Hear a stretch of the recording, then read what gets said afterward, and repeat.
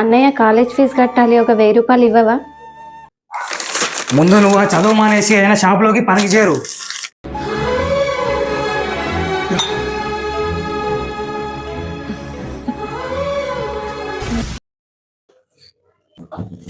స్వప్నానికి మొన్న ఇచ్చిన డబ్బులు తీసుకురాపోవే. నిన్నేనే వెళ్ళి డబ్బులు తీసుకురాపో, ఇంటికి రే కట్టాలి. మన గల్లీలో అందరూ రైస్ కుక్కర్ తీసుకుంటే నేను కూడా తీసుకున్నా అండి. ఇప్పుడు నేను ఎవరు తీసుకోమన్నాడు? నేను ఇంటికి రా, ఎట్లా కట్టాలి?